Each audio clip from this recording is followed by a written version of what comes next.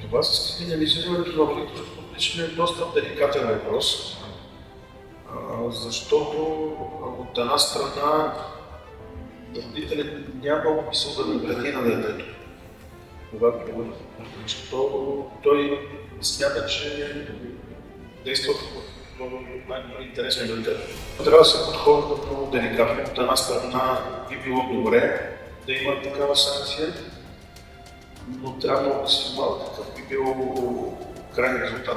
Искам само нещо да вметна за социалните, за които се говореше преди малко.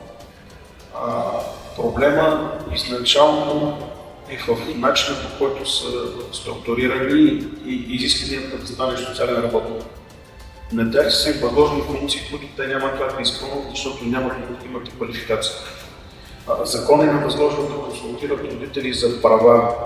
Възложено е да правят оценка на родителското капацитет, за което трябва да си психолог. А заплатата клони към минималната, натоварването е много голямо.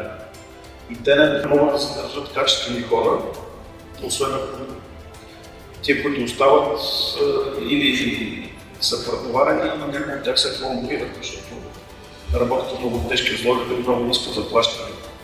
Така че тук трябва да се преразгледа цялата система на закрилата на детето. Не се ли възложат, защото трябва да се възложили компетентни хора да свършат работа. И като възложиш един човек, който изначално няма компетенцията да свърши някаква работа, няма как да очакваш и резултата.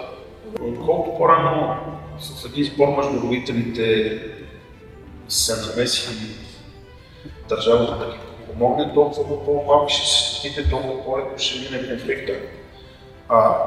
От Съединените щати е тръгнала практика там е въведена информационна услуга за родители, които се развеждат.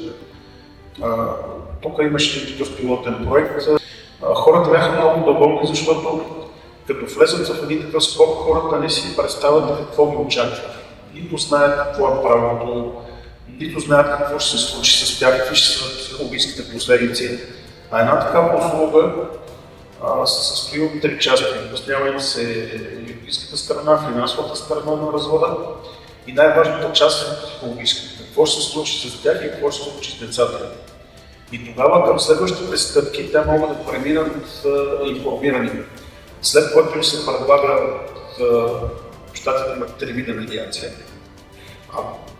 Заменили са решението с родителски план, който много подробно урежда всички последици на развода. И ако не могат сами да му попълнат този родителски план, съдията им казва, пробвайте с медиация.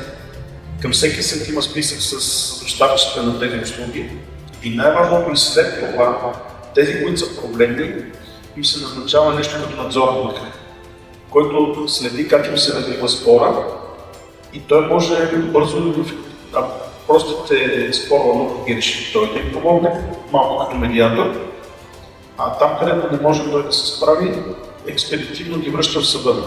Там е въведен принцип едно дете на дело.